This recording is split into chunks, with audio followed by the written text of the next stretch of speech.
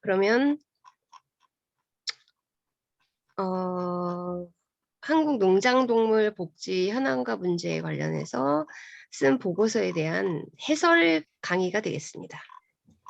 해설 강의? 네. 저희가 이거는 어떻게 구성을 했냐면 우리나라 축산업의 어떤 현황, 정부가 뭘 조사하고 자료를 어느 정도 가지고 있는지, 그 다음에 외국 사례, 외국에서 어떻게 하고 있는지, 그런 것들 담는 거예요. 서론은 한국은 62년에 경제개발 5개년 계획이 수립된 이후에 축산업이 장려 정책이 됐어요. 그러니까 아무래도 일반 농업보다는 부가가치가 높은 산업을 선택하게 했고, 그 다음에 이제 도시의 인구가 이제 증가하면서 식품 산업 이런 것도 발전시켜야 했고, 그랬던 것 같아요. 근데 우리나라가 1953년에 OIE에 가입했거든요. 그리고 현재 2020년 기준으로 경제 10위권 내로 진입을 했죠. 그래서 OIE에 가입한 이유는 이제 우리나라가 산업국가로 발전할 계획이 있었기 때문에 산업국가 내에서의 축산업이라는 거는 다 수출입을 해야 되고, 그 다음에 기본적인 공정이 같아야 되고, 위생 관리를 해야 되고, 감염병 관리를 해야 되기 때문에 그 정보를 서로 공유하기 위한 국제기구예요. 그래서 뭐 질병 컨트롤을 어떻게 하느냐에 관련한 내용들도 이제 OI에서 하고 있지만 2008년부터는 그 동물 복지에 관련된 가이드라인을 만들어서 각 회원군에게 이를 이제 장려하고 있습니다. 근데 한국은 2008년도에 OI에서 기본적으로 육상동물, 그다음 수생동물 두 개로 나뉘거든요. 여기 된 가이드를 줬기 때문에 이걸 가지고 정부에서 번역 작업만 해서 뿌렸을 뿐 그 이후에 어떤 것도 관리 감독이 잘 되고 있지 않은 것 같아요. 이게 이제 여러 가지 이유가 있는데 한국은 동물복지에 관련된 개념 정의가 거의 되어 있지 않고, 그리고 동물복지가 반려동물에 주로 뭐랄까 이렇게 집중이 되어 있고, 동물복지는 반려동물에 대한 것이로만 생각되어지는 경향들이 있는 것 같아요. 그런데 반려동물 사육 인구가 늘어남에 따라서 동물을 바라보는 사람들의 시각이 많이 달라졌기 때문에 이제 뭐 우리나라에서 이런 이야기를 하는 것은 그렇게 낯선 일은 아니라고 생각해요. 그리고 무엇보다 농장동물은 식품의 원료, 라는 인식이 있기 때문에 반드시 필요한 식량이고, 그래서 높은 지대나 임금, 이렇게 높은 생산비로 사실상 국제 경쟁력이 사실은 없거든요. 그러니까 미국이나 호주처럼 땅덩어리가 엄청 큰 곳에서는 상업적인 방식으로 동물들을 키울 수 있는데, 우리나라는 사실상은 수출이 상황을 보면 수입이 수출에 비해서 10배 정도 높아요. 그러니까 수입을 하는 이유는 우리나라 사람들의 소비가 국내에서 생산되는 것 이상으로 너무나 많기 때문에 수입이 엄청나게 많은 거죠. 그리고 그렇게 사실 국제 경쟁력이 없음에도 불구하고 식량 안보라는 표현들이 나오는데, 그래서 이런 명분으로 정부가 지원을 많이 하고 있죠. 네, 반드시 이것이 육류가 필요하냐라는 것에 관련된 내용들은 사실 여기에 담지는 않았어요. 그거는 뭐 끝도 없는 논쟁이고, 어떤 사람들은 뭐 채식을 해도 건강한 사람도 있는데 그렇지 않은 사람도 있고, 그 다음에 채식을 하는 것이 굉장히 좋다 이런 이야기를 해도, 아무리 이런 이야기를 해도 결국에 많은 사람들은 그냥 현재 고기를 먹고 있어요. 그리고 매일매일 동물들이 고기의 원료가 되기 위해서 도축이 되고 있기 때문에 이거는 굉장히 냉정하게 바라볼 필요가 있는 것 같아요. 무엇보다 제가 이런데 많이 걱정을 하는 이유는 뭐냐면, 사람들이 먹는 동물인데 뭐 그렇게 그런 거 가지고 그러냐 이런 인식이 되게 많이 있거든요. 그래서 먹는 동물이기 때문에 아무렇게나 해도 된다 라는 인식은 동의할 수가 없고, 오늘날 죽어가는 동물들에게 이 있다면 그들에게 최소한의 것, 그러니까 최소한의 것이라는 건 뭐냐면 굉장히 부정적인 감정을 느낄 수 있는 것, 고통이나 통증이나 스트레스나 공포감 이런 것들을 제거해야 될 의무가 있다라고 생각합니다. 그래서 미국을 비롯한 서구 유럽은 이미 지난 반세기 동안 동물 복지에 관한 과학적 성과와 이론을 바탕으로 실질적인 정책을 수립하고 농작동물의 복지를 향상시켜 왔는데 우리나라에는 그렇지 않죠. 그러니까 뭐가 고통스러워서 저러는 것인지, 뭐가 통증 관리인지 이런 거 전혀 몰라요. 전혀 모른다라는 게 맞는 것 같아요. 그래서 태어나서 죽을 때까지 굉장히 환경도 열악하고 그 다음에 원래 자연적인 수명보다 훨씬 못 미치는 어린 나이에 도축장으로 가고 있는데 그래서 이런 것들을 없애기 위해서 과학적인로 뭘 이렇게 연구를 해왔는지에 관련된 그런 내용들도 제가 최대한 많이 읽고 여기에 담았습니다. 어쨌든 축산업이라고 하는 것이 지구 환경에도 부담을 주고 동물도 고통스럽게 하고 그 다음에 가장 무엇보다도 그 동물을 잔혹하게 다룰 수밖에 없는 사람들이 있어요. 어, 뭐랄까 잔혹하게 그 사람이 어떤 의도를 가지고 얘를 괴롭혀야 되겠다 이런 것도 있겠지만 그냥 어떻게 보면 되게 무심한 거예요. 이 무심하게 동물들을 대하다 보면 그냥 빨리빨리 시간 제약이 있으니까 시간이 길어진다라는 건 생산비가 그만큼 늘어나는 것이기 때문에 거칠게 다뤄요. 그리고 뭘 어떻게 다뤄야 되는지도 모르고 그래서 제가 다는 아니지만 농장과 그 다음에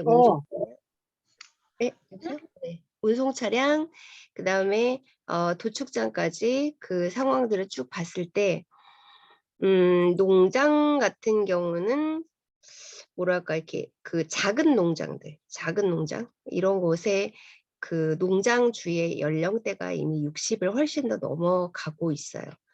그래서 아마 그분들의 자식들은 그 업을 이어받지 않을 가능성이 굉장히 높기 때문에 작고 열악한 환경의 농장들은 차츰 정리되는 것이 맞다라고 생각합니다. 그리고 그런 곳에서는 돈이 없기 때문에 일반 한국 사람들을 고용하지 않아요. 그래서 외국인 노동자들이 농장 같은 데서는 많이 일을 하고 있죠.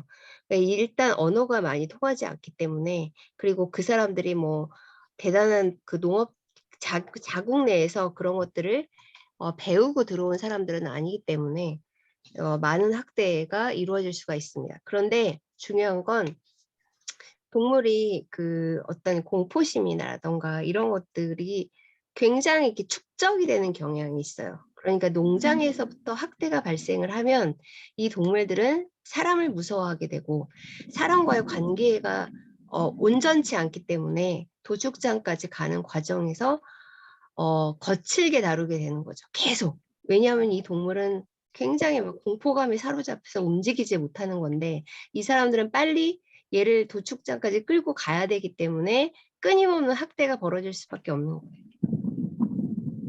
거예요. 그래서 저는 일단 이것부터 해결하는 것이 굉장히 중요하다라고 생각합니다. 자, 그래서 이 현황조사는 일단 우리나라의 통계청에 기본적으로 어떤 내용들을 국가에서 정리를 하고 있는지를 이제 조사를 해봤습니다.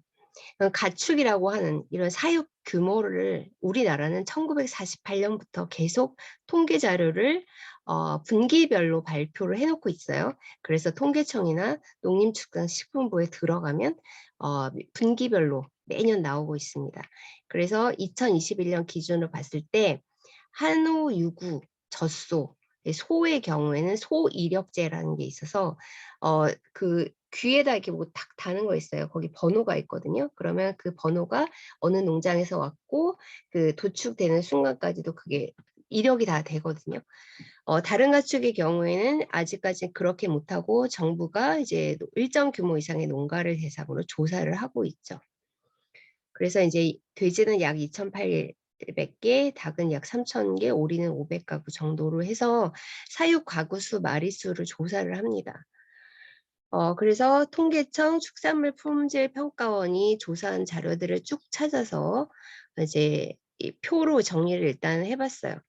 2017년에서 2020년까지 사육 현황을 봤는데 그 이전 거는 조금 이따 더 보시고, 왜냐하면 그 이전에는 통계 자료들이 좀 단순했는데 요새는 굉장히 복잡하게 뭐 가임 기간, 뭐 연령 이런 거 다 좀 자세하게 통계 자료를 만들고 있거든요. 이 몇 년 사이에 2017년, 2020년까지 보면은 규모 면에서 보면 50마리 미만의 소를 키우는 농가는 10% 감소했고 100마리 이상 키우는 농가는 19% 증가한 걸로 나타났어요. 그러니까 적게 키우는 농가들은 이제 살아남지 못하는 거죠. 총 마리수, 그다음 품종별로 한우는 우리나라의 고유의 종이라고 해서 이 한우의 유전자는 관리를 그렇게 하고 있고요. 유구 같은 경우에는 여러 가지가 있는데 고기용으로 이제 사육하는 거예요.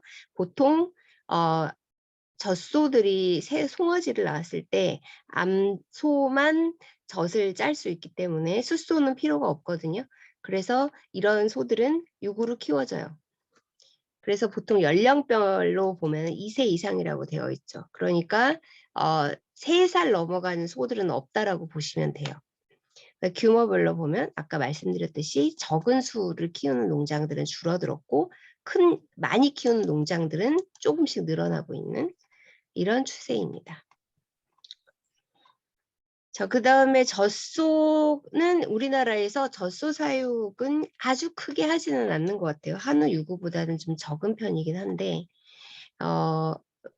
별로 그렇게 큰 변화는 없죠. 여기도 마찬가지로 2세 이상이 되면 2세 이상인 젖소들은 없습니다. 그러니까 태어나서 가임 기간이 돼서 한 번 정도 낳고 2번 정도 낳고 그러면 3번 이상까지 새끼를 낳는 송아지들은 많이 없는 것 같아요. 그럼 더 이상 젖을 짤 수 없는 나이가 되면 도축장으로 갑니다.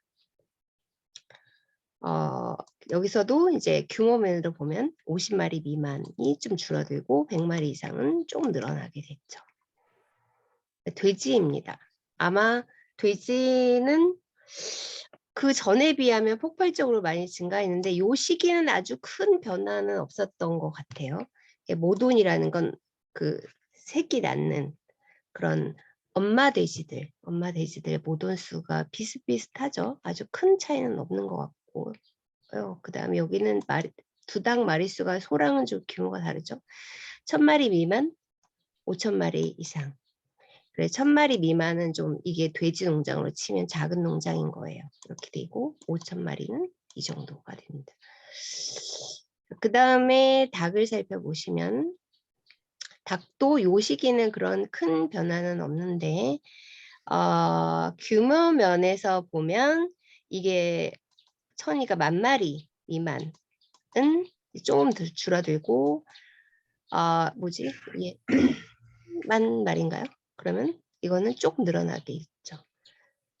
그 다음에 산란계라는 건 알 낳는 닭을 의미하고 육계는 치킨용 닭을 의미합니다. 나중에 또 말씀드리겠지만 이건 한번 조사를 해볼 필요가 있는데 산란계 닭들은 알을 낳기 위한 거잖아요. 그럼 뭐 한 2, 3년? 2, 3년까지도 아니죠. 자, 그러면 알을 더 이상 못 낳잖아요. 그럼 어떻게 할까요? 알을 더 이상 못 낳게 되면 우리가 이걸 노계라고 하거든요. 그러면 이제 그 도축되는 동물들을 종류별로 이제 나눠놨어요. 정부에서. 근데 거기 보면 노계라는 게 나와요. 노계가 뭐냐면 그런 거예요. 3년 이상 뭐 넘어가서 더 이상 알 못 낳을 때가 되면 이제 도계장으로 이제 가는 거죠. 근데 이제 나중에 또 그 말씀을 또 드리겠지만 닭들이 평생 좁은 곳에만 갇혀 살잖아요. 특히 뭐 암탉들은 조그만 데 사니까 생각해 보세요. 도계장까지 갈 때 그 옮기잖아요. 옮기면 옮기는 케이지가 있겠죠. 그러면 닭장에서 일단 얘를 꺼내야 되고 케이지에 쑤셔 넣어야 되고 케이지를 또 층층이 막 쌓아야 돼요. 트럭에. 층층이 쌓아야 되고 그다음에 층층이 쌓고 도계장에 도착하면 그것도 다 꺼내야 돼요. 그런데 얘네들이 한 2, 3년간 그렇게 좁은 데 갇혀 살았는데 뼈가 어떻게 됐겠어요? 다 부러져 있는 거예요, 뼈가. 날개뼈, 그다음 뭐 다리뼈 이런 거. 상당히 심각합니다. 그래서 이제 이렇게 날개나 다리가 부러져 있는 동물 수를 따로 조사하지 않아요. 우리나라에서는. 그러니까 이 통계 조사를 하고 있지만 정부에서는 좀 뭐랄까 이렇게 겉만 하는 거죠, 겉만. 자, 그다음에 오리입니다. 우리나라는 오리 사육이 뭐 아주 우리나라 사람들 오리를 많이 먹지는 않기 때문에 그렇게 닭에 비해서 많지는 않는 편인 것 같습니다. 자, 그래서 2004년간, 그러니까 4년간의 변화 추이를 축적물로 보면 소의 경우는 총 마리수는 증가, 사육 농장주는 감소. 이거는 전체적으로 보면 다 그래요. 농장주는 감소하고 마리수는 늘어나니까 점점 집약화되는 거죠. 그리고 농장 규모별로 보면 50마리 미만은 감소, 100마리 이상은 증가. 젖소도 총 마리수는 증가, 사육 농장 수는 감소. 규모도 그렇고요. 돼지의 경우도 총 마리수는 감소, 사육 농장 수는 3.7% 감소. 돼지는 최근 몇 년간 좀 비슷한 것 같아요. 제가 봤을 때는 이미 뭐랄까 뭐죠? 갈 때까지 간 것 같아요. 돼지는 더 이상 많이 키우는 것은 불가능한 그런 상태인 것 같습니다. 나머지 돼지 농가에 관해서만 지난 4년간 큰 변화가 없을 뿐 나머지는 총 마리수 증가하고 사육 농가 수는 조금씩 감소 추세입니다. 자, 그래서 규모 변화를 조금 옛날부터 한번 봐봤어요. 국내 가축 사육 마리수 및 농가 수 변화. 이거는 70년대부터 2010년까지. 그래서 이 표를 보면 70년에서 2010년까지 40년간 변화에서 가축 마리수가 엄청나게 늘어난 거 보이시죠? 그 다음에 농가 수는 다 감소하고 있어요. 그래서 집약적 축산의 시스템이 만들어지는 과정으로 이해할 수 있다라는 것입니다. 2020년 통계청 자료에 의하면 38년간 가축 사육수는 감소하고 마리수는 증가하고 뭐 이런 추세라고 볼 수 있어요. 그 다음에 이제 집약적 축산이 확장되면서 축산업 내부에는 어떤 변화가 생겼을까 보면은 생산액과 소득의 추이, 지난 54년간 가축 및 축산물 생산액은 연평균 12.4%, 11.7% 증가했고 39년간 축산소득은 젖소, 비유구가 연평균 4.4%, 3.6%로 각각 계속 증가하고 있어요. 즉, 돈을 많이 벌고 있다. 이 뜻입니다. 자, 그 다음에 육류 공급 및 소비 현황이에요. 여기 보면 수요가 있고 공급이 있죠. 공급이 있는데 여기 보면 생산과 수입이라고 되어 있어요. 생산에서 연평균이 조금씩 증가하고 있지만 수입을 보세요. 어마어마하게 증가했죠. 그 다음에 1인당 소비량을 보면 11.3에서 53.9로 증가했습니다. 소, 돼지 다 마찬가지고요. 연평균 소비량은 4.3, 돼지는 3.9, 닭은 4.8%로 늘어났어요. 그러니까 사람들이 굉장히 많이 계속 많이 먹기 때문에 국내 걸로는 감당할 수가 없기 때문에 계속 이제 수입이 어마어마하게 늘어나게 있다라고 볼 수 있죠. 그 다음에 계란과 우유입니다. 계란과 우유도 마찬가지예요. 계란도 연평균 증가율이 3.7%, 1인당 소비량은 70년대 77개였다가 2018년 268개로 늘어났죠. 그러니까 우리나라 사람들이 1인당으로 본 거니까 매일 하루씩은 먹는 거예요. 매일 한 개 정도는 다 먹는 거예요.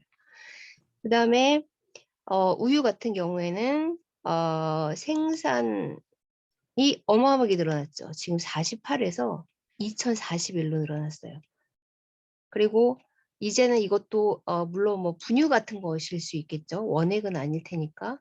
2000년대부터는 수입도 늘어나고 있고 1인당 소비량도 이렇게 늘어났습니다. 어마어마하죠. 자, 그리고 현재 우리나라의 마리당 일평균 산유량입니다. 그러니까 마리당 얼마나 산유를 하고 있는지를 봤어요. 보니까 마리당 일평균 산유량이 29.3, 27.0, 27.3 뭐 이렇게 되어 있죠. 제가 유럽이랑 미국을 봤을 때 유럽이 한 25 정도 되고요. 미국이 30 정도 돼요. 근데 이거는 제가 알기로는 하루에 원래 자연산 그 젖소들이 송아지를 낳았을 때 하루에 생산할 수 있는 게 5kg밖에 안 된다라고 내가 들었거든요. 그러니까 점점점 이거는 우유 생산량을 늘릴 수 있는 암소와 숫소들끼리 그 정액 받아서 인공 수정해가지고 이런 소들만 계속 이렇게 가축을 만들어 온 거예요. 만들어 왔기 때문에 네, 마리단 생산율은 계속 이제 증가했고 계란도 소비량이 엄청나게 늘어나게 됐고 그렇습니다. 그러니까 생산량을 어느 정도 하는지를 이제 그냥 추정을 해본 거예요. 총 4천만 명분의 소비량을 충족시킨다라고 해도 계란은 27억 개가 생산이 되는 거죠.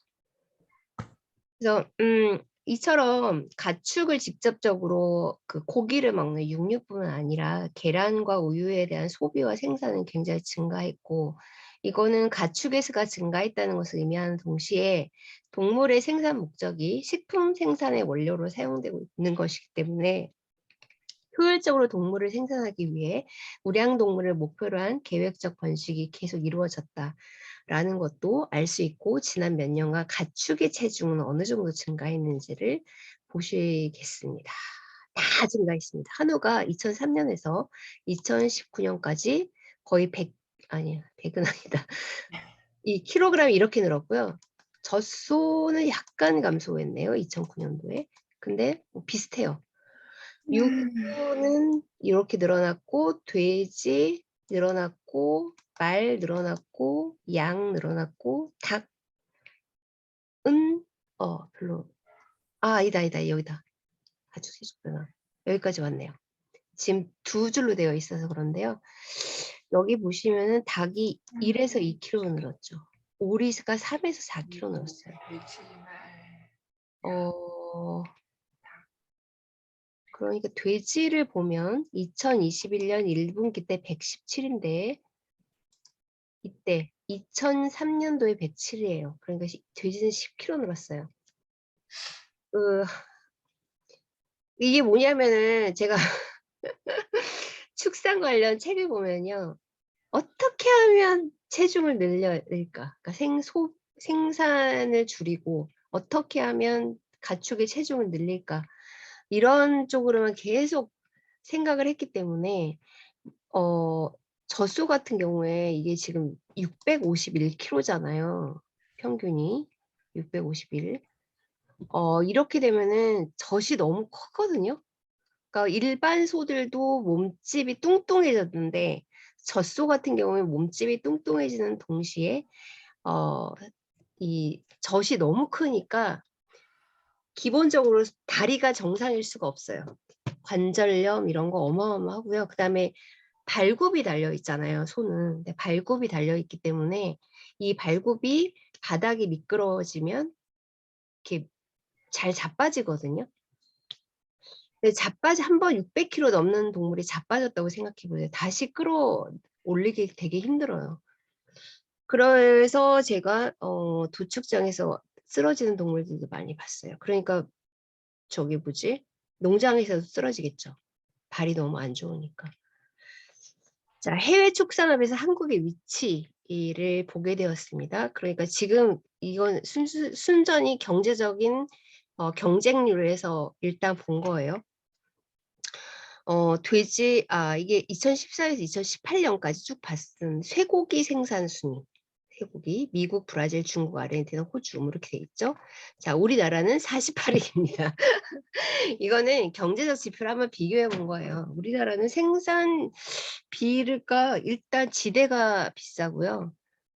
그래서 경쟁률이 없죠. 그리고 이제 사람들이 이게 굉장히 국제적으로 살펴볼 수 있는 요소들이 되게 많은데 미국 같은 나라는 일단 땅덩어리가 넓잖아요. 그러니까 가축을 소들을 방목하는 건 당연한 거예요. 방목할 땅이 없어도 방목을 못하는 게 아니기 때문에. 그리고 호주도 마찬가지고 다 방목을 하죠. 근데 브라질 같은 경우는 뭐가 문제냐면 브라질은 원래 숲이 많잖아요. 그러니까 이 소 사육장을 만들기 위해서 숲을 깎는다거나 이런 일들이 많이 발생하게 되고 그다음에 이 동물들이 가축이 먹는 곡식도 문제입니다. 그러니까 우리나라 정부에서는 우리나라는 가축 사육을 많이 하는 국가가 아니기 때문에 기후에 큰 영향을 주지 않는다라고 막 이야기를 하는데 우리나라의 소와 돼지와 닭들이 먹는 그런 가축이 먹는 사료는 100% 미국과 브라질에서 수입해 온 거예요. 우리나라에서는 그 곡식을 가축이 먹는 곡식을 생산해낼 수가 없어요. 너무 비싸기 때문에. 그래서 우리나라 그런 옥수수라던가 콩을 재배하기 위해서는 그게 농업이잖아요. 농업하는 거 자체가 일단은 다 화기적인 측면이 있는데 브라질의 그 옥수수밭이랑 콩밭을 만들기 위해 그걸 또 태워야 되고 숲을. 이거는 간접적인 방식으로 우리나라도 환경에 큰 영향을 주고 있다라고 보는 게 맞는 것 같아요. 돼지고기 생산을 비교해보면 중국이 가장 많고 한국은 23위, 22위고 닭 사육은 이게 닭고기 사육에 관련된 통계 자료를 못 찾아가지고 일단 닭을 다 봤어요. 닭 사육 현황만 봤는데 뭐 거의 다 먹는 거겠죠. 먹거나 뭐 알을 이용하는 거나 이런 거. 그러니까 27위, 28위 이 정도 됩니다. 그러니까 우리나라는 가축 사육 면에서 보면 경쟁력이 없는 나라이다. 라고 볼 수 있습니다. 물론 내가 이렇게 이야기하면 막 반박을 하겠죠.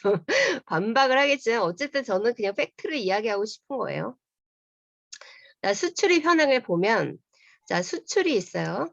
여기 보면 농산물 수출이 늘어났죠. 이 농산물 수출이 늘어난 거는 제가 알기로는 그 뭐지? 뭐 딸기 같은 거 막 이런 거 그 동남아에서 엄청 열대성. 헷갈린데요. 예, 그래서 그런 거 수출. 특용 농산물을 만들어서 수출하는 거. 이런 것들이 많이 생기게 돼가지고, 했지만 축산물 수출은 거의 뭐 없죠. 우리나라에서 소비하는 것도 모자르니까. 자, 그런데 수입량을 보면은 726에서 7,627로 증가하였습니다. 이 퍼센테이지로 보니까 956.6% 증가한 거더라고요. 자, 그 다음에 이제 GDP 대비 축산업 위치를 비교를 해봤습니다. GDP가 증가했고, 우리나라가 1950년대만 하더라도 세계 최빈국이었는데 지금 3만 불 넘어갔죠. 3만 불 넘어갔기 1인당 GDP가 계속 올라갔는데 GDP에서 축산업이 차지하는 비율을 1997년에서 2020년까지 농림축산식품부 자료를 통해 확인해 보았어요. 1997년 농림업 생산액은 이게 우리나라가 농업으로 이렇게 다 묶어놨거든요. 그러니까 이걸 다 따로따로 막 보는 게 아니라 농업이라고 하는 카테고리 안에 들어가 가지고 축산업을 찾아야 되기 때문에 막 합쳐져서 나온 경우도 굉장히 많이 있어요. 그래서 축산업의 비중, 농림업 생산액 중에서 축산업의 비중을 따로 떼서 보니까 22.7%에서 39.0%로 증가하였지만 총 부가가치 중에서 농림업이 차지하는 비중은 4.4에서 1.8로 낮아졌어요. 그러니까 우리나라는 GDP가 올라가는 데 있어서 농업, 축산업이 큰 역할을 하는 것은 아니라는 거죠. 자, 국내 축종별 도축 실적을 보면 2010년도에서 2020년까지 봤습니다. 뭐 다 증가하고 있죠. 많이 죽이고 있다. 많이 생산해서 죽이고 있다. 가금류 도축 실속도 마찬가지고요. 많이 생산해서 많이 죽이고 있다. 여기 보면 이거예요. 산란 노개가 그거예요. 예, 그래서 도개장 중에서 제일 문제가 되는 것 중에 하나가 산란 노개예요. 아까도 말씀드렸듯이 예를 들어 닭은 28일 정도면 그 치킨집에 파는 그런 닭들은 28일 정도가 되면 출하를 하거든요. 그러니까 어린 닭들을 먹는 건데 산란 노개는 이미 나이가 뭐 2년, 3년 될 때까지 가둬놓고 계속 알 빼고 그 다음에 도축하는 거잖아요. 그러니까 핸들링 할 때 어마어마하게 위험합니다. 저는 이게 가장 큰 문제점 중에 하나라고 봐요. 여기는 아까 다 마찬가지로 요새는 이거 다 나눠서 하고 있더라고요.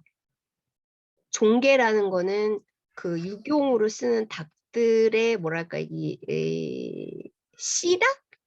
뭐 이런 거? 그런 거예요. 그 정액 생산만 해주는 그런 닭들 뭐 이런 것 같아요. 그리고 포유류 도축 실적을 보면 연간 포유류 도축 실적 뭐 다 늘어나고 있습니다. 네. 말도 2020년에 1143마리나 죽였네요. 이게 특이한 게 양과 토끼도 이제 나와요. 2018년부터. 예전에 아예 없었는데. 질문 드려도 돼요? 네네. 네. 그 제가 지금 지나가가지고 네. 그 좀 혼동이 되는데 네. 위에 그 닭 도축 그 네. 마리수가 저는 처음에 11억으로 본 것 같거든요. 잠깐만요. 이거요? 그거 가금류 위에, 도축? 그거 위에, 요거 위에. 네, 거기 네. 11억으로 나와 있는 거죠. 이게 네. 가금류 도축이. 네. 제가 세봤더니 네. 그 11억이고 가로치고 2-1은 뭐예요? 여기 도축 실적에 네. 2- 그러니까 1, 2분의 2. 1이라고 해놓은 거요. 이게 네. 뭐냐면 두 개로 나눠가지고 표가. 아, 표가 두 개로 예. 나눠가지고요. 이게 아, 보니까 그, 이 원래 이게 길게 해야 되는데 네. 이게 들어가지가 않아가지고 이게 첫 페이지, 이게 둘째 페이지라고 보시면 돼요. 아, 네. 예. 그러면 여기는 11억으로 되어 있고 그 밑에 있는 도축 실적은 이건 마리수가 아닌 거고 이거는 뭐예요, 그러면? 이것도 두네요? 그죠? 네네. 네, 원래 여기 옆에 붙어 있었어야 되는 거였어요. 아, 그런 거예요? 예. 그래서 이제는 뭐 6개, 아, 3개, 산란노개, 산란종개, 육용종개, 겸용, 토종닭, 오리 다 아, 분류를 해서 그러면 하고 있는 거죠. 총계. 그러면 저희가 현재 네. 2021년 기준으로 한 그 지금 나와 있는 이 네. 가금류를 한 11억 정도를 도축하는 건가요, 연간? 네네. 몇 년 전까지만 해도 제가 기억하기로 한 4억 정도를 알고 있었는데 엄청나게 늘어난 거네요. 그렇죠. 아, 2010년도에 6억 이랬는데 엄청 늘어난 거죠. 우리나라 치킨 너무 많이 먹잖아요. 너무 많이 먹잖아요. 정말 난 너무 인생이 고통스러워. 나 왜 이런 거 봐야 되지? 네네, 알겠습니다. 네. 네, 포유류도, 네, 이것도 원래 이게 길게 늘려져 있는 거였는데, 그렇군요. 네, 잘랐어요. 염소가 안 나와 있는 것 같아요. 그쵸? 네, 그거는 아예, 통계치로 나와 있지는 않더라고요. 그래서 이게 양을 보통 외국에서는 양과 염소를 같이 합쳐서 보는 경우가 있어서 아마 그럴 가능성이 높아요. 그래서 근데 지난번에 염소나 양은 네, 네, 농장동물이나 이런 쪽에서 농장하지 않고 네, 농가나 이런 데서 이제 소수로 키우면서 네, 늘어나면 이제 약재로만 쓰고 이러니까 네, 그러니까 농장동물로서 카운트가 안 되는 상황인 것 같아요. 그러니까 그 일일이 다 축산해서 조사하고 이래야 되는데 네, 그걸 뭐 인력이 부족하니까 그걸 하겠어요? 그러니까 농장동물로서의 그 카운트가 안 되는 상황이기 때문에 네, 나타나지 않는 게 아닌가라는 생각이 드는데요. 저는 그 맞습니다. 정확합니다. 염소에 대해서 왜 궁금해졌냐면 네, 저희가 사실 지금 네, 개고기를 먹는 그 비율이 계속 줄어들고 있다고 보는데 네. 사실은 그 염소로 수평 이동하는 게 아닌가 싶은 생각이 제가 들더라고요. 염소 그 고기 얘기를 안 의혹은 하고 있어요. 옛날부터 다 있었고요. 네, 그리고 그 거의 불편한 진실이지만 다 알고 있는 거예요.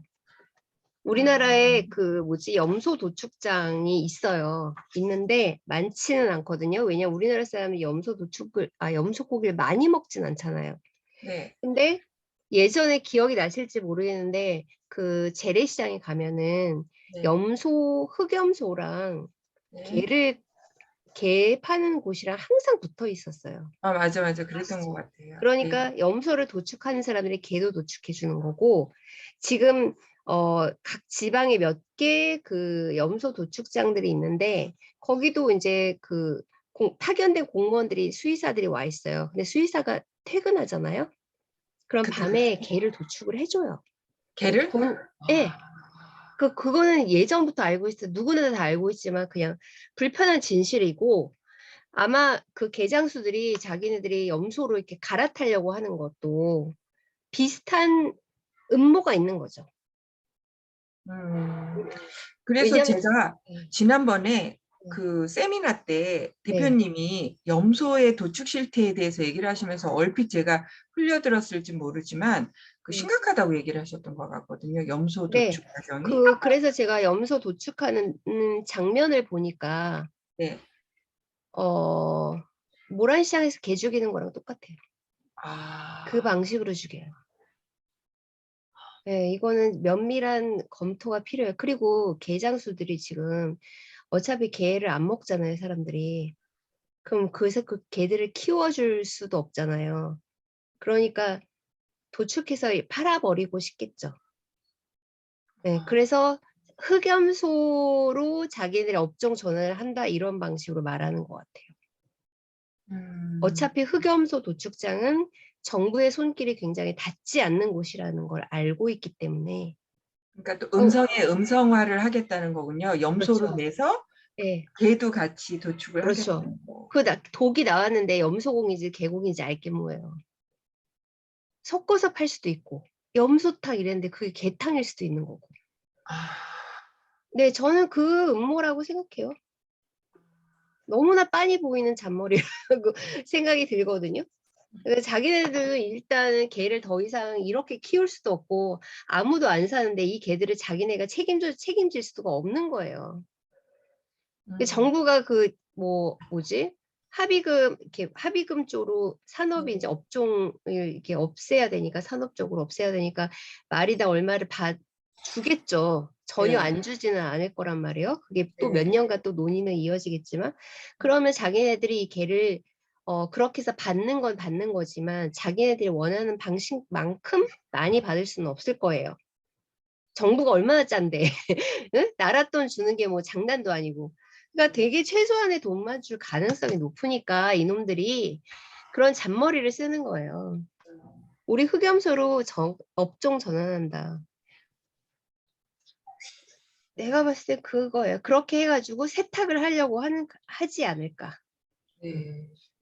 그래서 뭐 염소 도축장의 기준을 만드는 것도 중요하지만 그런 일이 벌어지지 않는지에 대한 정부의 관리 감독이 필요한 것 같아요. 염소 도축장은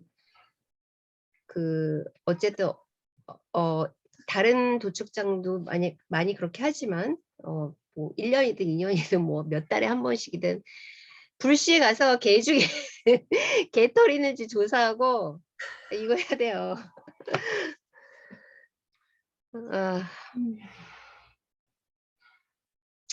네, 그래서 이 도축 통계 자리에 보면 산란노개, 산란종개 뭐 이런 것들도 도축장으로 가는 현실 가장 비참한 거죠. 그래서 이제 2015년 이때부터는 말량 토끼도 이제 등장을 하죠. 예전에 이런 건 통계조차 잡히지도 않았던 거지만 그래서 이전에는 통계조차 잡히지 않는 가축이 있었다는 것을 의미하고 축산물위생관리법상 도축장의 허가 기준 중 시설과 설비는 시행규칙 별표 10에 규정이 되어 있는데 부지 어느 정도 그 다음에 계류장, 생체검사장, 작업실, 검사시험실, 원피 처리실, 냉장 냉동실, 탈의실 이렇게 되어 있고 이것만 갖추면 돼요. 뭐 동물 복지 이런 거는 뭔 개소리야. 이런다니까. 그게 뭐예요? 몰라요. 그냥 이것만 갖추면 돼요. 그리고 이제 말과 당나귀의 경우에는 그 도축장 시설을, 그러니까 이거를 많이 도축하지 않잖아요. 그래서 소 도축장 영업자가 이용하는 조건으로 신청 가능하고 이렇게 되어 있습니다. 자, 네. 질문이신가요? 아니요. 네. 그 다음에 이제 법적 현황입니다. 축산법의 목적은 가축의 개량, 증식, 축산업의 개선, 축산업의 구조 개선, 가축의 축산물의 수급 조절, 가격 안정, 유통 개선 등의 사항을 규정하여 축산업을 발전시키고 축산 농가의 소득을 증대시키며 축산물을 안정적으로 공급하는 데 이바지하는 것이 목적입니다. 그래서 축산업을 하려는 자는 절차와 요건을 갖춰 지자체 허가를 받는데 여기서 두 가지 중요한 법적 그 규정이 있어요. 뭐냐면 가축 분뇨 잘 치워라 이런 거. 그 다음에 가축 전염병이 발생했을 때 매몰지가 있는지. 그 다음에 가금류 같은 경우에는 조류 인플루엔자 발생 위험이 적은 곳. 그리고 최소한의 면적입니다. 자, 이거는 뭐 면적은 이렇게 그냥 10.0, 5.0 이렇게 되어 있어요. 이거 보면 계류식이라는 거는 묶어서 키우는 경우 이런 걸 말하는 것 같아요. 번식에 사용되는 번식우, 그 다음에 고기소로만 이용되는 거, 그 다음 송아지 이렇게 되어 있고, 젖소는 깔집을 깔아주느냐, 혹은 한 마리씩 묶어 키우느냐, 그 다음에 프리스토리라는 거는 혹시 외국에서 사진 보셨을지 모르겠는데 스톨이에요, 스톨. 스톨처럼 생긴 그 뭐지? 울타리를 스톨처럼 만들어주는 그런 방식이에요. 그 다음에 돼지. 돼지는 웅도는 수퇴지, 임신돈, 분만돈 이렇게 되어 있습니다. 닭의 경우 종개와 산란개, 그는 케이지 형태를 갖추는 경우에 마리당 0.075 제곱미터, 6개의 무창 계사는 창문이 없는 계사, 이런 경우에는 킬로그램당 이렇게 되어 있습니다. 한 2kg, 1kg라고 하면은 여기에 39마리 들어가는 거죠. 자, 근데 일단 뭐 좁기도 좁지만 그냥 우리는 이거 딱 이거밖에 없어요. 뭐 질병 관리를 어떻게 해라 뭐 이런 거 없고요. 갖추면 이렇게 갖춰놓으면 돼요. 자, 근데 문제는 허가의 조건이 최소한의 면적 외에는 별다른 규제가 없다는 거죠. 축산업 허가를 받은 뒤에 지자체에서 1년에 1회 정기 검정을 하는데 가축 분뇨 처리 관련 사항 뭐 이런 거 보는 거예요. 그런데 이 점검할 수 있는 권한이 농림축산식품부 장관 및 시도지사에 있어요. 그러니까 사실은 각 지자체 혹은 중앙정부에서 점검을 할 수 있는 권한을 갖고 있는 거죠. 근데 이제 도대체 점검을 하는지 의심스러운 것들도 되게 많아요. 거기다 나중에 환경 문제 나오겠는데 일단 가면 똥을 다 쌓아놔요. 처리를 안 하는 거죠. 처리를 할 수 있는 방법도 없고. 그리고 이제 그거를 비료화하기 위해서 뭐 주변에서 이렇게 비료화해서 이제 뭐지? 이렇게 농사 짓는 곳에 뿌리거나 뭐 이렇게 할 수 있는데 일단 우리 그렇게 하는 경우에 그 가축의 배설물을 이용해서 하는 경우에는 땅이 일단 많이 망가지거든요. 그래서 인의 비율이 굉장히 높고 우리나라도 일본이랑 우리나라가 굉장히 인과 질소 비율이 그 땅에 되게 많아요. 일단은 땅이 많이 망가지는 거죠. 근데 이 허가자도 의무적으로 교육을 받아야 돼요. 그래서 이 사람들이 뭘 교육을 받는지를 봤거든요. 근데 뭐 내용이 뭐냐, 위생 잘하세요, 소독 잘 하셔야 돼요, 감염병 예방 뭐 이렇게 하세요, 뭐 이런 거 있죠. 그다음에 축사업의 허가 취소 조항이 있어요. 이거는 뭐 거짓으로 허가를 받거나 법에서 정한 축사와 장비, 아까 말했던 뭐 이런 거 갖추지 않은 경우. 그다음에 가축 전염병 예방법 위반, 가축 분뇨 관리 및 이용에 관한 법률 위반, 약사법 위반 이런 거예요.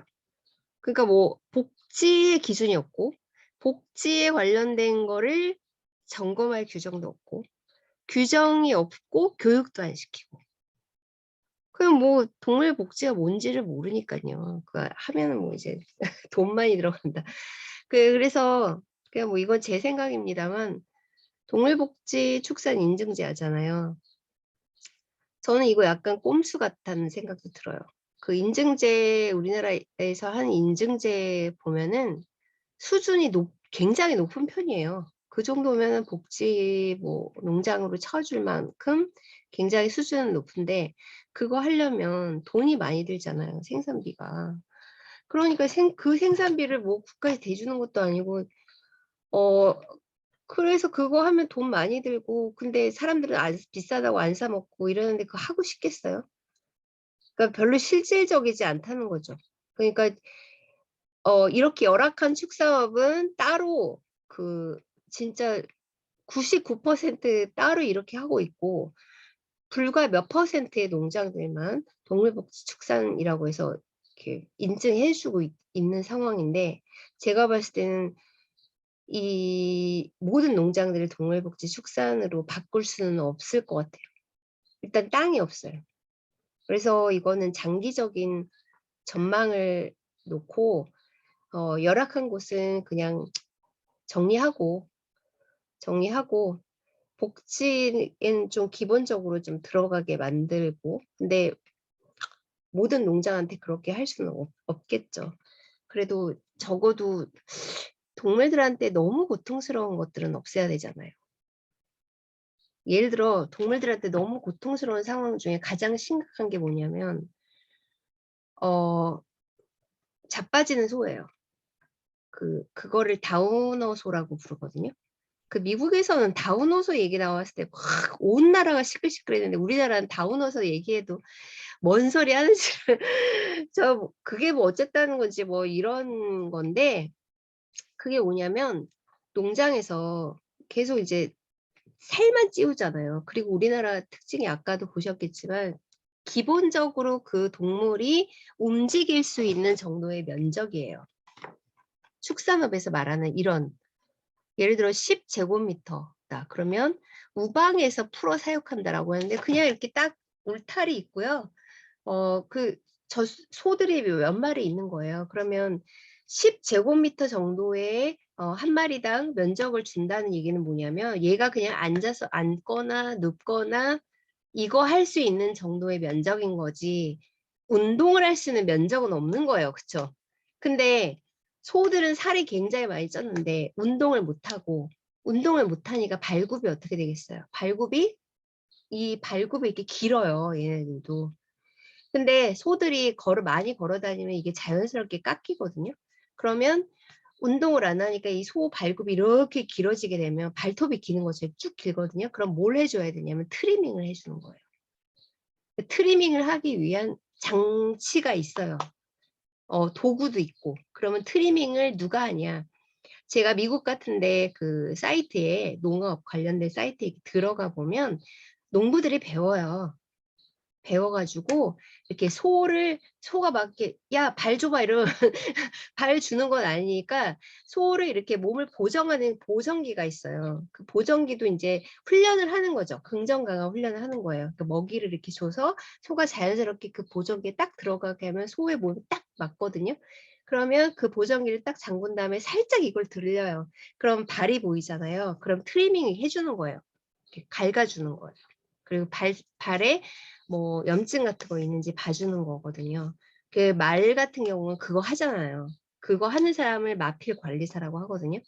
근데 말 같은 경우는 그걸 해주는 이유가 말은 비싸잖아요. 그리고 말을 이용해서 경마를 하거나 승마를 한다는 건 돈을 많이 벌기 위한 거니까 말이 제대로 못 걷거나 제대로 못 달리게 되면 상업성이 없기 때문에 마필 관리사들이 뭐 한 달에 2번 정도 해준다 그러더라고요. 그런 걸. 그런 거랑 똑같아요. 그걸 안 해주기 때문에 발톱이 막 이렇게 길어지는 거예요. 그러면 발톱이 이렇게 길어지고 제대로 못 걷고 몸은 엄청 뚱뚱하고 운동을 안 하니까 다리에 근육도 별로 없고 그러면 만약에 이렇게 좀 걷다 자빠져요. 혹은 관절염이 생겨가지고 조금만 걸어도 자빠지고 그리고 이제 못 걷는 거예요. 이 못 걷는 소를 끌고 가야 되진 않습니까? 도축장까지. 그럼 어떻게 하겠어요? 끌겠죠. 다리를 붙잡고 끄는 거예요. 이 의식이 있는 상태에서 살아있는 동물을 이렇게 끌게 되면 여기가 다 벗겨질 거 아닙니까, 몸이. 외국에서는 이게 학대란 말이에요. 학대 규정이에요. 그러면 자, 모든 뭐 애들을 뭐 돼지를 내가 평화롭게 행복하게 뭐 완벽한 곳에 키우라는 얘기가 아니에요. 생추얼에서 행복하게 해피하게 살아 이런 게 아니라 적어도 그런 거는 피하게 해줘야 되는 거 아닌가요? 맞죠? 그런 것들을 단속을 하라는 거예요. 아니 내가 뭐 많은 소들을 다 행복하게 해주세요. 그런 게 아니라 적어도 이런 기준들은 지키게끔 정기적으로 정기 점검 관리 예를 들어 다 볼 수 없다면 소 발이라도 좀 보고 여기 발이 완전 개판이고 막 여기 똥 이만큼 쌓여 이거 다 개판이고 안 됩니다. 이런 정도의 정기 점검은 필요하지 않을까요? 이런 거 안 해요. 해야 될 권한도 없고 그거 해야 된다는 생각도 없고요. 그리고 이제 교육할 때 이런 거 가르쳐 줘야 될 거 아니에요. 안 가르쳐 주는 거죠. 그거를 가르쳐 줄 사람도 없고 그게 왜 문제인지도 모르고. 전체적으로 우리나라는 축산업에 대한 축산업 중에서 동물복지에 관련된 규제, 동물복지에 관련된 교육, 행정기관이 동물복지를 점검하는 의무가 사실상은 거의 없다. 이렇게 보시면 돼요. 자, 현장 조사에서도 명확히 드러나고 있는 것입니다. 예를 들어 급수를 안 닦아줘요. 미쳐버려. 그 물 그릇 벽에 녹조가 끼어 있어요. 녹조가 끼면 세균이 번식한단 말이에요. 그리고 독성 물질이 발생하기 때문에 동물이 마시면 건강을 해칠 수 있겠고. 자, 여기도 마찬가지입니다. 이게 다 세균 번식하는 거예요. 자, 이제 밀집 사육의 문제, 이거 되게 많아요. 이거 보면 이렇게 앉아 있잖아요. 이거 서고 왔다 갔다 외에는 운동할 수 있는 공간이 없는 거죠. 그래서 가장 심각한 거는 운동 부족으로 인한 발굽파행이 그거예요. 발굽파행은 이제 자빠지는 거예요. 자, 이거 보세요. 젖소. 이거는 이 문제죠. 그 다음에 이제 위생관리. 위생관리가 잘 안 됐을 경우는 제가 봤을 때는 똥 제대로 안 치워주고 배설물 잘 안 치워주고 그래서 피부병에 걸려서 여기 이렇게 돼 있죠. 정기적 소독, 청결, 건조, 환기, 일찍 사육 금지 이런 거 보면 다 그냥 똥밭이에요. 똥밭. 보면 이렇게 이게 일종의 피부병이거든요. 이렇게 다 또 가까이 있으니까 또 옮겨요. 피부병. 자, 이제 축산물 위생관리법입니다. 도축장을 하기 위해서는 지자체 허가를 받는데 신청하는 서류는 시설 내역, 배치도, 책임 수의사, 먹는물 관리법에 따른 먹는물 수질 검사 기관, 성적서 사본 뭐 이런 것들이에요. 신청한 다음에 담당 공무원이 뭘 확인하냐면 등기사항 증명서, 토지 이용 계획 건축물 대장 뭐 이런 거예요. 그런데 축산물 위생관리법은 도축장에 관련된 거 하는 거예요. 가축 및 그 식육의 검사 기준을 해요. 그러니까 동물들이 도축장에 딱 도착하면 생체를 검사한다라고 해요.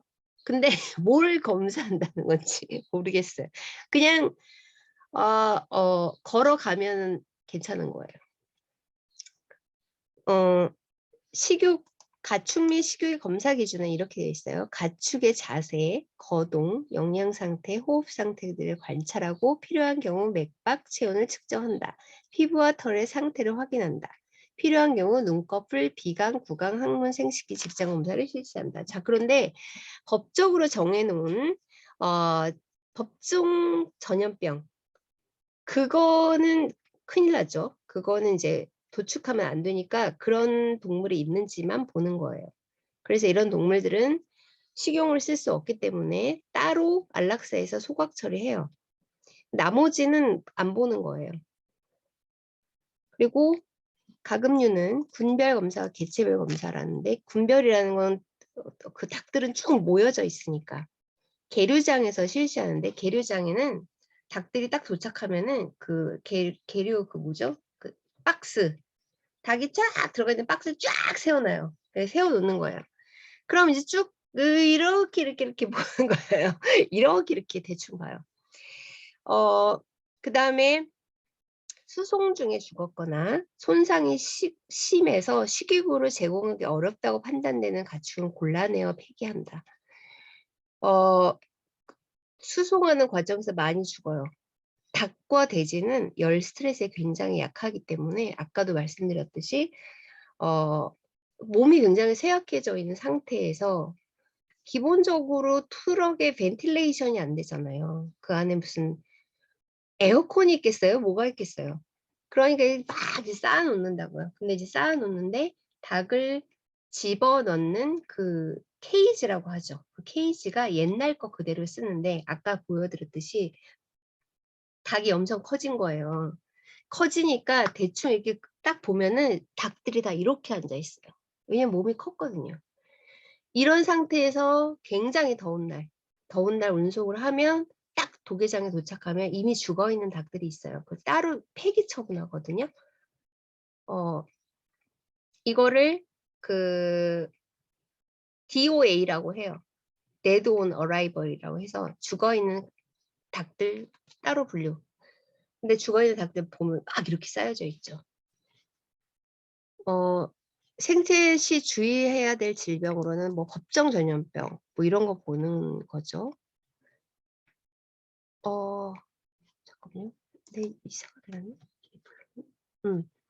그다음에 뭐 발굽파행의 원인이 뭐냐? 그러면 이러한 게 있을 수 있죠. 그리고 기립불능. 기립불능은 아예 자빠져서 그 뭐지? 못 일어나는 거예요. 파에는 쩔뚝쩔뚝거리는 거고. 그런 수송할 때 때렸거나 압박을 받았거나 골절되는 상황이 있었거나 이런 경우가 있어요. 그리고 기립 상태에서 불안감을 느끼게 되면 신경성 질환과 운동기능 장애를 의심할 수 있다. 이렇게만 되어 있어요. 여기까지예요. 자, 그러면 이제 수의사들이 이거 보고 기립불능이 생겨나면 이러한 원인이 생길 수도 있겠구나. 법정 전염병인지 아닌지만 검사하면 이제 거기서 땡인 거죠.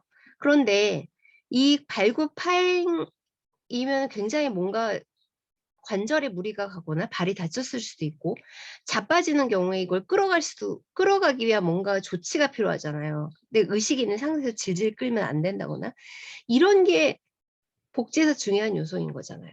물론 이런 질병들이 있는지 없는지를 검사하는 것도 굉장히 중요하지만 이런 거에 대해서 조사를 한다거나 뭐 기록을 남긴다거나 그렇게 하지 않는 거죠.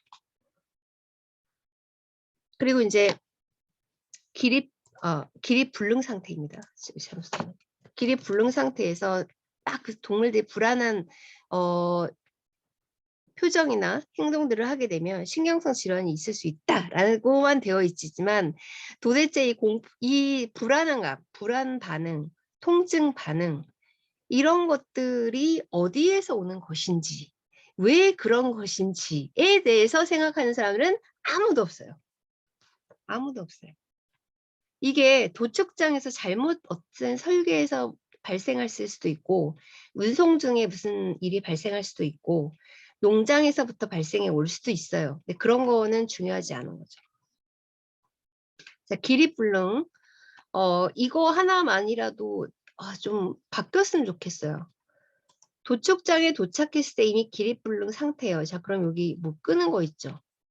기립불능 소호를 그러니까 아예 걸을 수조차 없는 소호를 의식이 살아있는 상태에서 끈다. 이거는 미국과 유럽 모두에서 학대라고 규정되어 있어요. 그러니까 어떻게 하냐면 의식을 잃게 무의식 상태로 만든 다음에 끌거나 큰 카트 같은 거 있어요. 몸이 끌리지 않게 해주는 게 중요하거든요. 그런 것들을 이거 보세요. 지금 이미 여기서 이 트럭이거든요. 이미 얘는 자빠져가지고 온 거예요. 그러면 살아있는 채로 끌어가는 거죠. 자, 그런데 제일 웃긴 게 도축장에 딱 가면 천장에 이게 있어요. 자, 이게 뭐냐. 이 자빠지는 거야. 자빠져서 왔어. 도축장까지. 그 다음에 도축장에 왔다 온 트럭에서 일어나지를 못해. 이런 애들을 발을 묶어서 끌어야 되잖아요. 견인장치를 만든 겁니다. 기가 막히지 않습니까? 저는 정말 기가 막힙니다. 이거예요, 이거.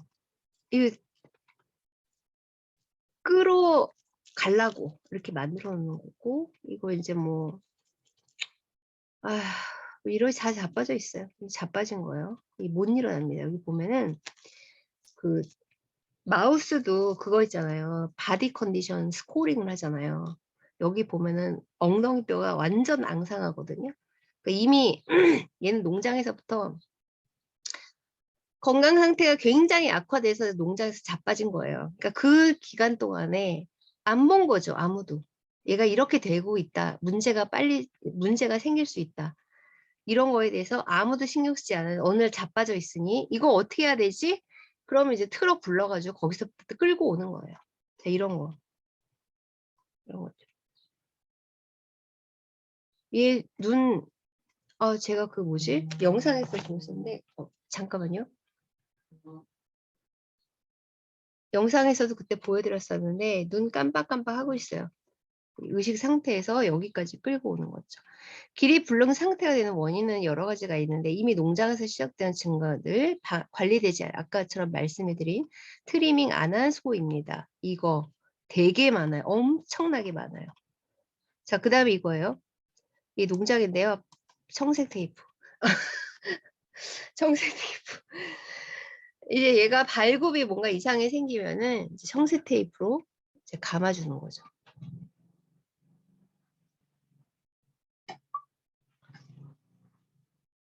자, 일단 오늘은 여기까지 하고 질문을 받고 끝내도록 하겠습니다. 질문. 저는 사진을 못 보겠어요. 너무 마음이 괴로워서 저도 너무 마음이 괴로워요. 못 보겠어요. 보다가 고개를 돌렸는데 네. 어쨌거나 농장 이게 빨리 개선이 돼야 되는데 네. 답답하네요. 근데 이 그 네. 법률 그 명칭 있잖아요. 근데 네. 축산물위생관리법 뭐 이런 식으로 제가 지금 쭉 보다 보니까 네. 위생이라는 용어가 주는 네. 그 가둠 개념이 있는 것 같아요. 우리의 생각이나 이런 인식 같은 건데 외국도 저런 경우에 그 축산물 뭐 보건관리법 이런 게 아니고 다 위생으로 돼 있나요? 위생도 있긴 있는데 예를 들어 영국 같은 경우는 동물복지법이 있고 그 다음에 농장동물 사육에 관련된 법이 따로 있고 그 다음에 도축장 내에서의 그 복지법이 따로 있어요. 그러니까 그 법에 따라서 아예 법을 따로 만들어서 그 관리해주고 규제하고 뭐 이런 거를 하는 방향이 좋을지 아니면 축산물위생관리법이나 축산법을 바꿔가지고 뭐 교육해주고 관리하는 방법만 좀 넣어도 되거든요. 이런 거는 막아야 되잖아요. 적어도 우리가 학대까지는 막아야 되잖아요. 저는 굉장히 눈이 요새 낮아졌습니다. 눈이 낮아져서 많은 거 바라지 않은데 좀 학대는 막자는 거죠. 그러니까 외국 같은 경우도 저렇게 그 축산 동물에 대해서 뭐 그러니까 스코어링 시스템 같은 게 전혀 없어요? 있어요. 외국엔 다 있어요. 아, 근데요, 그 미국의 그 농축산과 관련돼서도 네. 지금 저렇게 다우닝소라든가 네. 구축하는 과정이 문제가 많다는 거를 그쵸, 많은 그쵸. 예. 네. 동물 활동가들이 얘기하고 있음에도 불구하고 눈 하나 깜짝 안 하는 게 지금 미국의 축산의 거대한 그 업체거든요. 정부와 결탁되어 있고 이런 뭐 되어 있어서 네. 저는 그게 가장 그래서 미국도 흔들리지 않는 끊임없는 어떤 저런 방식의 그 학대가 계속 이루어지고 있는 거로 알고 있고요. 뭐 네. 영국이나 뭐 다른 나라 같은 경우는 뭐 건강상 인간의 건강상 네. 뭐 이렇게 최소 그리고 이제 말대로 이제 동물에게 최소한의 고통을 주자라는 차원에서 이제 나름 노력하고 있지만 그럼에도 불구하고 농장 동물에 대한 이러한 행위는 네. 선진국도 마찬가지라고 생각을 해요. 네, 근데 문제는 우리나라에서 그러면 음. 우리나라도 지금 축산이 굉장히 거대한 어떠한 그 정부의 기관으로 네. 활동하고 있는데 네. 이거를 우리가 맞서서 뭐 죽이는 최소화하자 막 이렇게 반응하고 저항할 것이 아니라 네. 아까 이제 이렇게 조사하는 과정에서 우리가 이건 학대다. 이걸 최소화하고 고통 없이 죽게 하고 하는 이런 그 제대로 된 어떤 매뉴얼을 지키게 하는 것. 이걸 감시하고 네. 정부에서 그걸 감시만이라도 하면 네. 이제 애들이 이렇게 농장에서 생활하다가 이렇게 다치거나 아플 때 지속적으로 빨리 신속하게 치료하고 만약 그게 안 됐을 경우에 농장이나 이런 사람들에게 처벌하는 어떤 수위가 좀 높아지고 이러면 좀 그 외국의 어떤 미국의 어떤 상황까지 가지 않는 것으로 되지 않을까. 그런 이제 미국의 어떤 선진국의 어떤 사례를 보면서 하기보다는 음. 우리의 현장에 있는 시스템이 제대로 지키고 있는지 음. 감시하고 있는지 동물 학대라는 것이 분명하다라는 거를 좀 지키고 이런 것들을 하는 그렇게만 해도 하면 지금 이러한 고통을 갖고 생활하는 그러한 동물들 축산에 관련된 동물들이 좀 최소화되지 않을까. 이걸 가장 먼저 해결해야 되지 않을까라는 그 고민이 들고 그래요. 또 어떻게 하면 이거를 가장 해결할 수 있을까? 이게 지금 고민이고 숙제가 되지 않을까 싶습니다. 네, 뭐 저도 어떻게 해야 될까요? 근데 아마 정말 단속관을 가진 문제명리하게 공무원들이 다 업자편이잖아요, 업자편. 아니 그래가지고 그나마 좀 이재명이하게 기대를 해가지고 좀 그쪽에다 좀 몰아줬더만 이거는 완전히 아니 그냥 식물한테 뭐냐면요. 예. 뭐가 뭔지를 몰라요. 그게 가장 문제예요. 그래서 저는 계속 떠들어야 된다. 계속 떠들어서 이게 이게 문제구나. 이런 것을 떠들고 싶어도 해썹에도 안 껴준다면서요. 해썹에도. 저 잘렸잖아요. 어쩜 좋아요. 그런 게 작은 문제가 아닌데.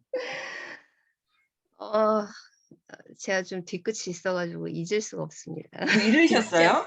네? 아니요. 누구한테 잊지 잃는다 그러셨잖아요, 않겠습니다. 본부장님. 예, 잊지 않겠습니다. 아, 진짜. 아니 저희 그 네. 기관이나 제가 이렇게 활동을 하다 보니까요. 네. 어떤 공식적인 기관이나 이런데 계속 네. 고개를 뒤밀고 들어가야겠더라고요. 음. 예, 무슨 게 뭐 예를 들어서 인천 같은 경우는 이제 뭐 그 시에서 운영되는 이런 쪽에 뭐 그 관계자 뭐 이렇게 모임이 있거나 이럴 때 고개를 네. 계속 뒤밀고 들어가서 네. 뭔가 이거와 관련된 논의를 하거나 이럴 때 네. 방향을 잡아주거나 문제를 잘 인식하지 못하는 것들을 자꾸 개선하도록 내용이라도 전달해줘서 그들이 판단하게 하면 되는 거니까. 근데 네. 그런 루트를 가지려고 하는데 그게 쉽지 않더라고요. 이미 그쪽의 부류들은 다 관계들이 다 돼 있어가지고 예, 뭐 예를 들어서 뭐 동물 정책과 관련돼서 뭐 동물 보호 관련돼서 그럼 벌써 다 수의사들만 딱 불러다 놓고 맞아요, 거기서 맞아요. 회의하고 이렇게 되는 거예요. 그러니까 동물 활동하는 사람이 맨 마지막에 뭐 한번 참 뭐 그 결과 내용을 전달해 주는 방식이나 이렇게밖에 안 되더라고요. 그래서 어떻게 해서든 그쪽을 뚫고 들어가는 그런 방법들도 좀 모색해. 근데 아무튼 쉽진 않은 것 같아요. 그래서 이제 코로나도 좀 이제 좀 뭐지? 그렇게 돼서 토론회 같은 걸 한번 더 해보려고 그래요. 아무래도 온라인상으로 하는 토론회는 확실히 좀 한계가 좀 있어서 계속 뭐 토론회 하고 뭐 어디 가서는 저는 뭐 공무원들이나 중앙부처에 누구나 이렇게 만나면 계속 만나려고 노력하거든요. 그렇게 해서 얘기를 자꾸 전달하고 싶고 하는 게 맞는 것 같고 그렇습니다.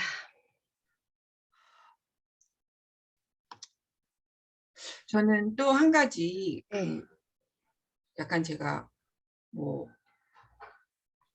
부담은 아니고 좀 숙제를 제가 넘기는 그런 취지는 아니고요. 네. 제가 얼마 전에 네. 지금 동물실험윤리위원 활동을 하고 지금 이거하고 연관된 거 아닌데 괜찮나?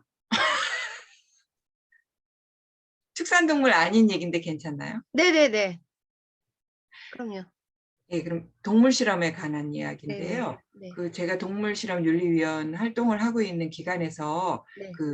자체 교육을 하잖아요. 네네. 실험 수행자들한테 네. 이제 학교인데 대학교인데 네. 그래가지고 이제 그거를 그동안 코로나 때문에 비대면으로 했었잖아요. 그런데 네. 비대면으로 하니까 너무 그게 이제 교육에 어떻게 생각하면 성취도가 되게 낮은 거죠. 네. 주관하시는 분들 보기에도. 그래서 이제 비대면은 이제 닫고 대면으로 하려고 하는데 실험 수행자 자체 교육이 한 4시간 정도, 4시간인가 6시간 정도 되잖아요. 네. 그중에 한 파트를 저한테 맡아주면 어떻겠냐고 연락이 온 거예요. 네. 그래서 제가 사실 준비 하나도 안 돼 있는데 네. 일단 지금 제가 사양하면 후회할 것 같아갖고 한다고 했거든요. 네. 근데 우리 예를 들면 지금 동물보호단체에서 동물실험윤리위원 활동을 하는 저 같은 비전문 외부위원들이 네. 자체 교육에 참여를 할 수 있도록 교육 자료 같은 거를 좀 제공해 주시면 어떤가라는 생각이 들더라고요. 그래서 저는 일단 지금 제목은 네. 동물실험윤리와 실험동물 복지의 이해라고 그냥 제목만 전달 드렸고요. 네. PPT는 이제 제가 만들려고 하는데 네. 문득 그런 생각이 들더라고요. 저희가 제가 만든 거 드릴까요? 있으세요? 저 계속 교육했던 거. 그렇구나. 그래서 제가 네. 우리가 좀 통일된 자료를 갖고 네. 지금 종숙 선생님께서 말씀하신 것처럼 네. 저도 좀 어디에 좀 주세요. 이렇게 계속 개입이 됐으면 응, 응, 좋겠어요. 작은 거라도. 저도 좀 그 자료 좀 주세요. 저도 이번에 응. 교육청에서 관련된 교육 자료 이거 이제 논의하러 들어갈 거거든요. 네네. 네, 그래서 이제 우리는 이런 교육으로 이렇게 한다. 그래서 실험동물 쪽을 하는데 제가 이제 컨텐츠를 만들어야 되는데 네. 뭘 가지고 해야 될지 고민이 되는데. 제가 몇 개 만들어 놓은 거 네. 드릴게요. 그거 네, 그냥 아, 쓰셔도 감사해요. 되고요. 네. 사실 저는 예전에 제가 연구자들이 이렇게 마우스 꼬리 잡고 그러는 거 보고 '아 저거 약간 스트레스 받을 것 같다.' 그래서 그렇게 하지 않는 방법들 논문을 찾아 가지고 네. 그거 실험동물 수의사 협회에서 하는 토론회였나? 거기 가서 말씀드렸는데 수의사들이 다 정으로 머리를 맞은 느낌이었대요. 어. 왜냐하면 자기네들은 다 당연히 그렇게 해야 된다고 생각을 해 왔기 스트레스를 때문에 인지하지 못했대요. 예. 그렇게 생각해 본 지 왜냐하면 선배들과 선생님들한테 다 그렇게 배웠고 그래서 그냥 그렇게 해 왔는데 그게 실험적으로 그렇게 하면 마우스가 스트레스를 받고 다른 방법이 있다는 걸 생각해 본 적이 없는 거잖아요. 그래서 저는 최신 논쟁 외국이 반드시 좋아서 이걸 따라한다라는 게 아니라 이런 거보다는 더 좋은 것들을 있다는 것을 사람들이 이미 연구를 해 놨으니까 우리도 이런 걸 고려해야 된다 이런 거요. 그러니까 안어체화열 같은 거 예전에는 막 마취도 안 하고 막 했는데 마취해야 된다. 그리고 그리고 이게 안어체화를 하는 이유가 여기 피를 한 번에 많이 뽑아내려고 하는 거래요. 근데 요즘에는 안아 말고 여기 얼굴에 있는 뺨에 있는 정맥에서 체열을 해도 거의 양이 비슷하게 나온다라는 그런 연구도 있고 그래서 외국에서는 지금 트렌드가 안아 체열을 아예 안 하는 게 더 낫지 않을까 이런 방식으로 가고 그러니까 있대요. 무식한 게 죄야. 그래서 계속 외국의 논쟁들을 제가 찾아봐요. 찾아보고 이런 방법도 있고 이런 방법도 이렇게 알려주는 게 그 사람들한테는 제일 중요한 것 같아요. 왜냐면 이게 나쁜 관행이 굳어지는 거거든요. '난 이렇게 배웠으니까 그냥 이렇게 해야 하는 게 맞겠지.' 했는데 그게 아닐 수도 있어. 이런 거요. 그게 아닐 수도 있어. 그리고 되게 무심한 거예요, 사람들이. 그러니까 인리치먼트 같은 것도 이거 하면 비용 증가하는데 막 이런 것도 있고 괜히 뭐 마우스 뭐 대단해라고 생각할 수도 있는데 그냥 굉장히 싼 거 많거든요. 그 싼 거 그냥 요만큼 이렇게 뜯어 놓을 수 있는 거 이렇게 쪼끔만 넣어 줘도 마우스나 레드가 엄청 좋아하는데 그거는 되게 무심한 거잖아요. 심한 그래서 거죠. 네. 그래서 싸고 경제적이고 크게 손 안 가는 그런 방식의 인리치먼트가 있으니까 해 줘라. 이런 것들의 조언을 우리가 계속 해 줘야 되잖아요. 우리 해 주는 게 맞는 것 같고 또 궁극적으로 보면 또 그 사람들이 나중에는 고마워할 거예요. 제가 그 실험동물 수의사 그 활동 잘 하시는 분한테 상 드렸거든요. 주영신 박사라고. 그분은 너무 훌륭하세요. 그러니까 이게 관건이 뭐냐면 이게 저도 한 10년 정도 동물 실험 1 년을 해 보니까 서류는 이제 사람들이 잘 써요. 뭐가 맞아요. 예 잘 쓰는데 도대체 얘 건강 관리를 어떻게 하고 있냐 평상시에. 이게 핵심 관건이거든요. 그러면 이전에는 어떤 분위기였냐면 그 기관에 수의사가 있어도 수의사한테 자기 연구실에 잘 못 들어오게 해요. 왜냐하면 얘가 보면 안 될 장면이 있다라고 본인들이 찔려 가지고. 근데 그 수의사와 연구자들 간의 커뮤니케이션이 잘 되면 "얘가 지금 상태가 이런데 좀 봐 주세요." 그러면 수의사가 이거를 계속 치료를 할까요? 아니면 이쯤에서 안락사를 해야 할까요?" 이런 것들을 논의할 수 있잖아요. 자기 멋대로 하는 게 아니라. 그래서 어 요새 그 동물보호법 바뀌어 가지고 지금 하위 법령 계속 만들고 있거든요. 그래서 일정 기관 뭐랄까 규모 규모. 이상의 기관에서는 수의사를 고용하는 걸 의무화하는데 농림부의 공무원들이 이걸 이해를 못 하는 거예요. 왜 이런 이야기들이 나와서 왜 수의사를 꼭 채용해야 되느냐라는 이야기가 나온 이유가 뭐냐 하면 결국에는 이 연구자들이 동물의 건강이나 질병에 대해서 공부한 사람들은 아니에요. 그냥 실험을 하는 거지, 자기네들이 배운 대로. 그래서 서류상으로는 얘가 이러이러한 현상이 보이면 인도적 동물시설을 보고 안락사를 한다라고 하지만 실제로는 모른다는 거예요. 현실에서 그렇게까지 할 수 있는 사람들이 없기 때문에 첫 번째 이 동물이 뭔가 아픈 것 같은다라고 했을 때 치료를 할 것인가. 그다음에 살짝 연고만 발라줘도 낫는 경우들이 있기 때문에 그러니까 예를 들어 아무리 마취를 하고 안아체어를 해도 나중에 여기 염증이 생길 수 있는데 "여기 뭔가 눈이 이상한 것 같아요."라고 하면 이 사람이 자기 멋대로 판단하지 않고 수의사한테 얘기를 하면 수의사가 연고 발라주면 금방 낫는 경우들이 있겠죠. 그렇게 되면 동물을 건강하게 끝까지 유지하기 때문에 마우스 한두 마리도 다 돈이에요. 그래서 동물들을 건강하게 끝까지 잘 지켜 줘야 당신의 데이터도 좋아지는 것이고 동물도 덜 사용하는 것이고 이런 동물에게 고통을 덜 주는 거잖아요. 그래서 그 동물의 건강을 결정할 수 있는 판단할 수 있는 권한을 수의사에게 준다라는 거지 수의사에게 무슨 어마어마한 뭐랄까 권력을 주는 게 아니거든요. 권한과 책임을 같이 물어주는 사람들을 채용하자는 거죠. 네 그런 취지입니다. 얘기가 뭐 여기까지 나왔네요. 네. 그럼 오늘 여기까지 해도 되겠지요? 오늘 자료는 카톡방에 올려요? 어 올릴까요? 네네. 네, 올려주시면 좋을 것 네. 같고요. 저 한 가지 좀 염치 없지만 요청 사항이 있는데요. 네. 이제 저희 그 동물보호법 전부 개정이 됐잖아요. 네. 그중에서 그 동물 실험의 예. 거기에 있는 내용 중에 핵심이 이제 뭐 있잖아요. 몇 가지가 5가지, 6가지 있는데 예. 그거에 대해서 조금 이렇게 풀어 가지고 이렇게 평석처럼 해 주실 수 있나요?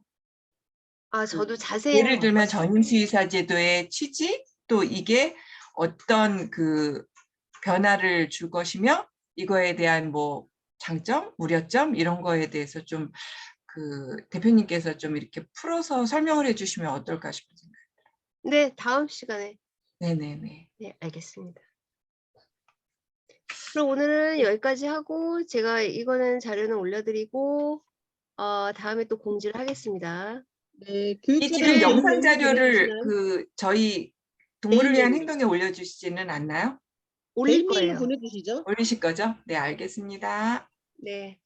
아니, 저기 대표님, 네. 교육 자료를 개인 메일로 보내주시는 거 아니에요?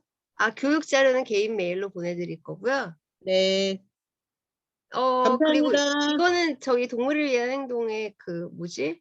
유튜브? 유튜브에 올릴 거예요. 네. 아, 네네, 네, 알겠습니다. 감사합니다. 네, 감사합니다. 네. 감사합니다. 잘 부탁드립니다. 고생하셨습니다. 네. 네, 네.